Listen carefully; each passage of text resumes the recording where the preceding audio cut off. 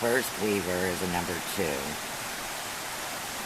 I'm going to start by, again, checking my weaver, bending down the fibers. See there, we split. That's not a good weaver. I'm going to cut right after the split. You don't want this to happen when you're in the middle of your basket. So again, we're going to try to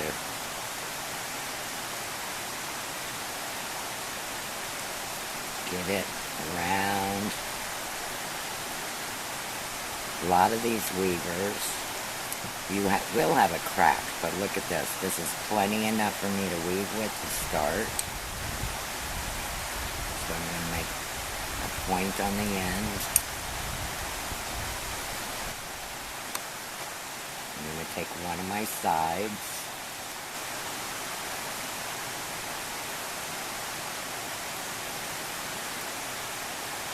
I'm going to poke the weaver in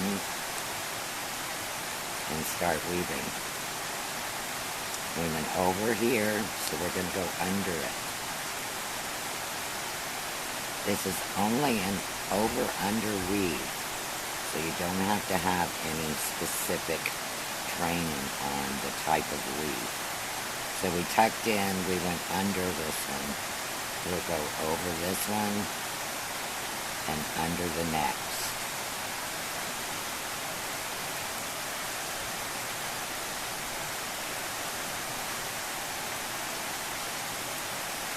So we want to keep this snug.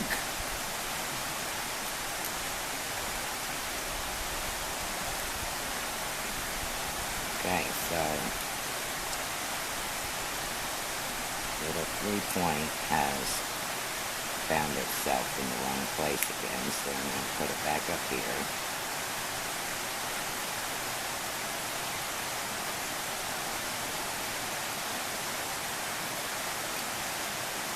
And I'm going to take the weaver around beside it.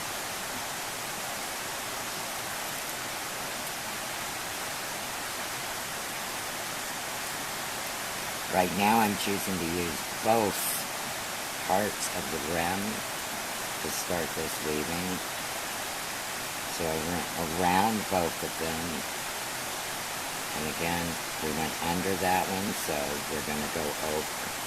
We have an odd number of spokes, ribs. So everything should, the last one's under, last row's under, the next row will be over.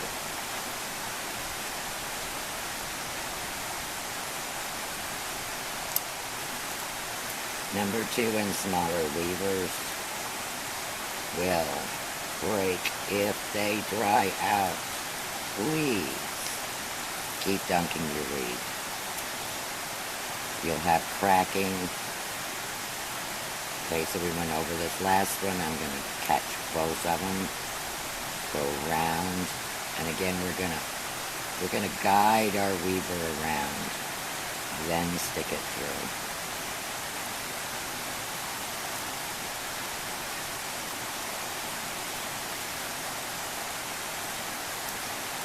I can feel that my weaver is already getting dry. So I'm going to dunk it in the water. You won't be able to see this. All right, here we go. Basket and weaver. No matter.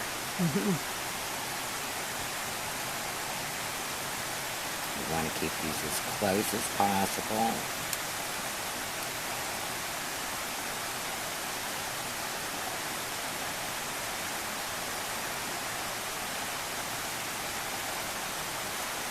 And again, over, under.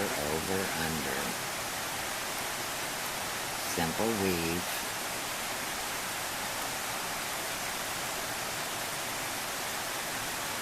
First few rows are always the hardest to get tight.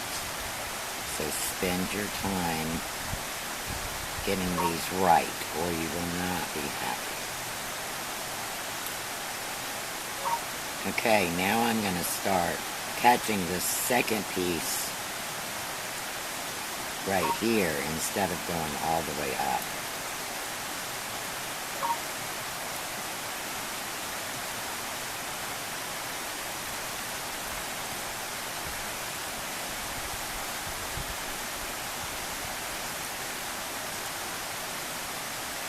You have to watch because this is part of the rim. So I'm moving my spoke toward the center a little. Going around this.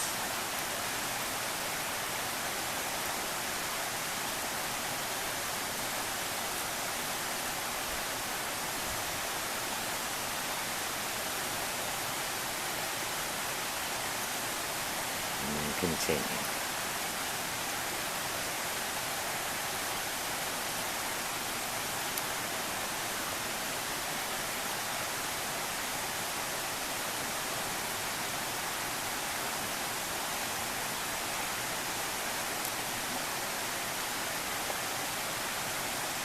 Now I've got this piece that comes up like this, so I'm going to ignore that piece.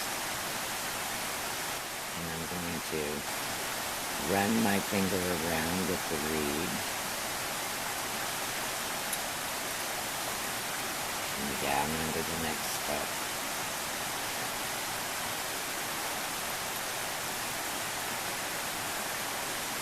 Okay, we've got 4 rows here. So, we're going to say this is too wide. Anytime you have a space that's an inch that has widened to an inch, we are going to add a rib so that it'll be a much more beautiful weave.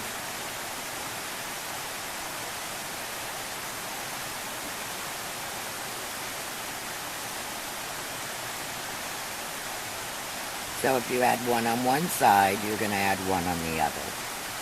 So this particular spoke, this is too wide.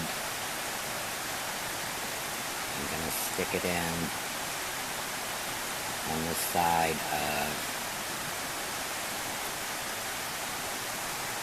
this beaver. In this bottom slot.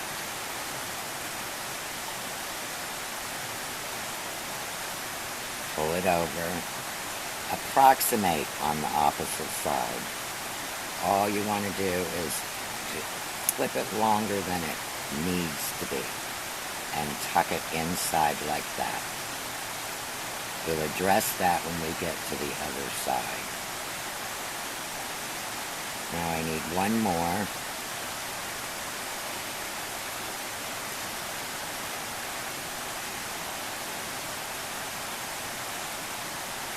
Both sides flipped.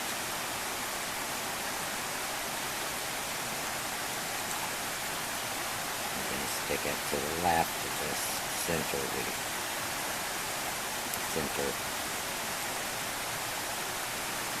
rib. Now, if you can't find a spot to put it in, like I've got this piece coming down from the 3-point lash, this is where your awl is so important.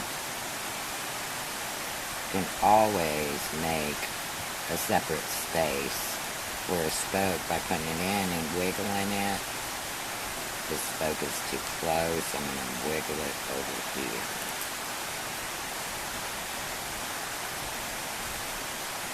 This one the same. I'm going to try to open this up with my awl, so that you can have space there between that center rib and those 2 ribs that you just added. Again, I'm going to stick it to the other side and just let it hang there. Now you notice, this will happen, guys. I'm working on the first side, but those spokes I added at the beginning, one of them popped out. No big deal. Pop it back in. And again, we're not going to worry about this side till we get there. So, I'll wet my weaver again.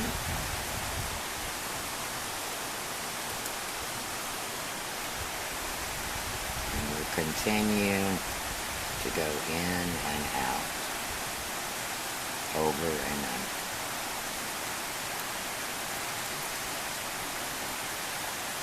Adding those 2 ribs.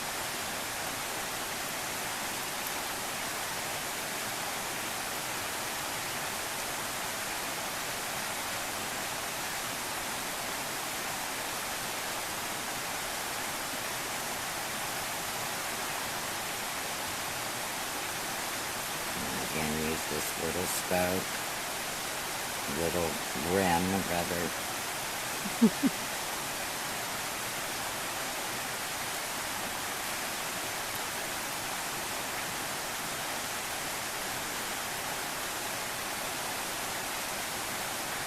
Okay, now you can see, don't get frustrated, guys. These will pop out until you secure them in. Don't worry about it. I know it feels like you're supposed to. It'll all come together.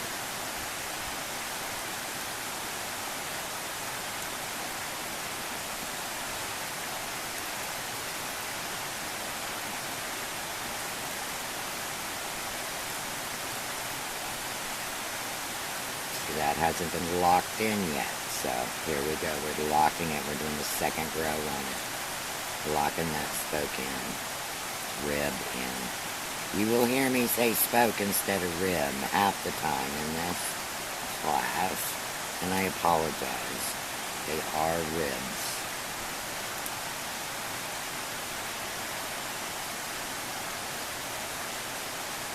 Remember, roll the reed.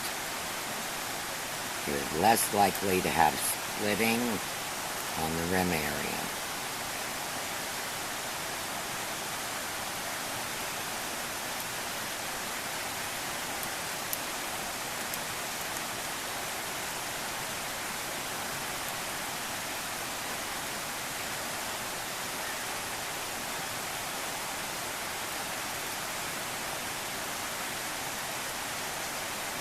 You're packing as you go, aren't you? Pack as you go, constantly.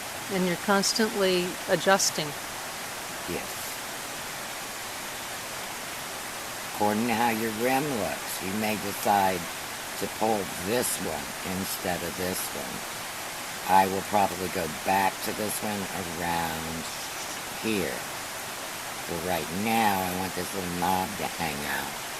So that's the reason that I have picked this inside for the beginning trim. Okay, I'm rolling my finger around there.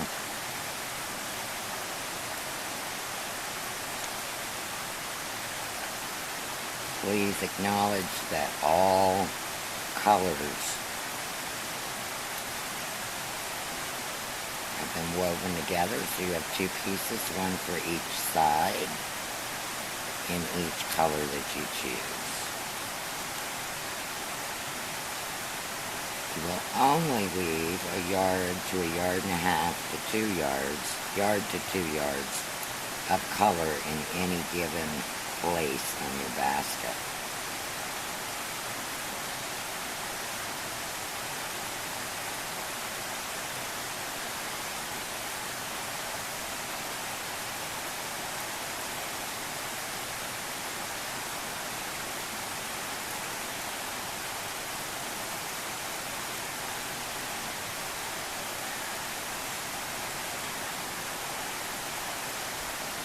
And adjusting spokes.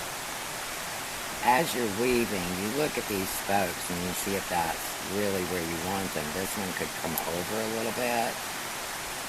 So you either push them with your finger, or again, you make space with your awl, pull it over, put it on the other side of the rib, and there you go. You can straighten it out. So these are constantly changing as you weave.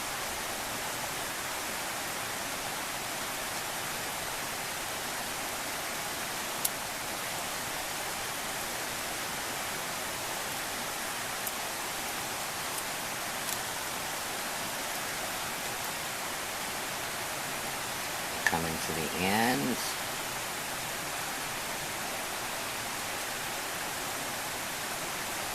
Okay, looks like under that one's the most we're going to get, because what we're going to do now, this is my preferred join for this basket. There are two different types of join, but this is my preferred. I will show you the other type on the other side. I'm going to stick the awl, I went under this spoke, stick the awl on the far side of it. Let it sit for just a couple of seconds. Flip the end at an angle.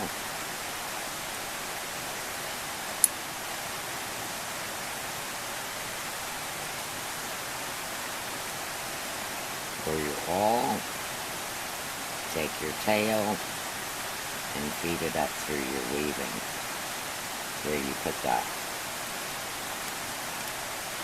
awl.